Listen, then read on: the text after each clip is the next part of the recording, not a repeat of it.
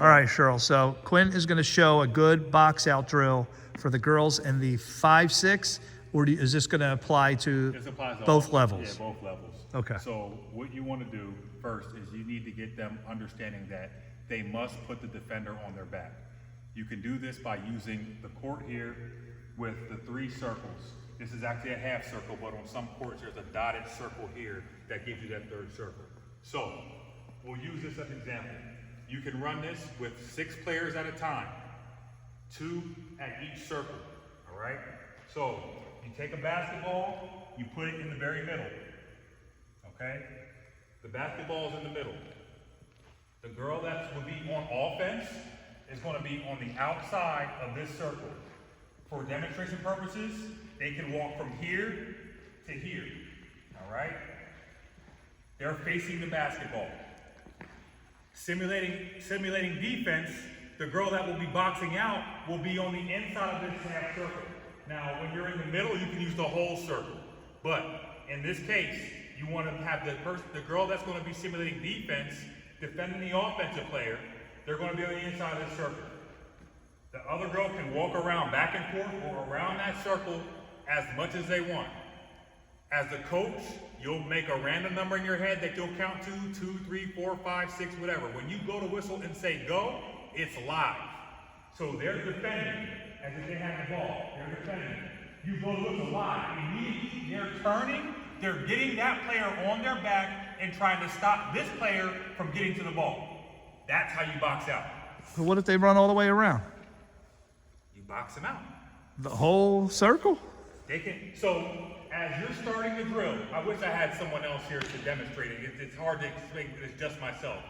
But okay, the setup's here. I'm the person that's practicing boxing out, and they'll switch. So the defense will go to offense. Offense is pretty much just trying to get the ball. Okay, they're walking around. So you're walking. You go live. So now I'm trying to get to that ball. I'm behind this person. So right now, the person that's on the inside has the advantage because all they're doing is they're just mirroring. They're just trying to be ready for when you go that whistle. They're trying to be ready for when you go. If you have a circle here, you might have to use maybe painter's tape if you don't have a circle to create the rest of that circle.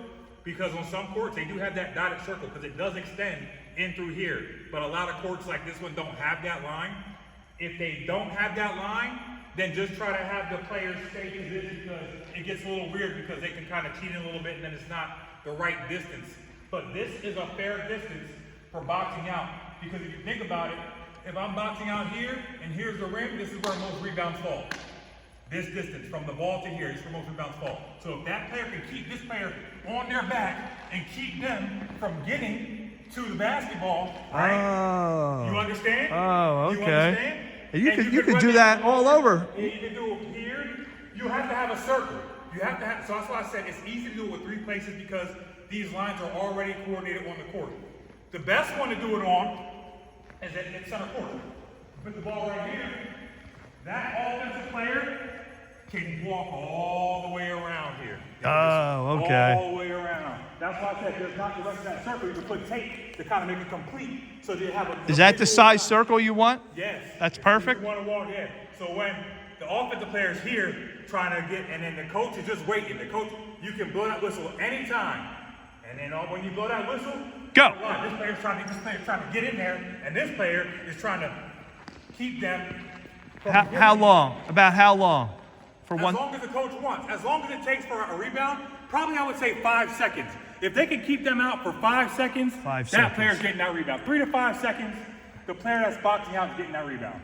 Okay, great.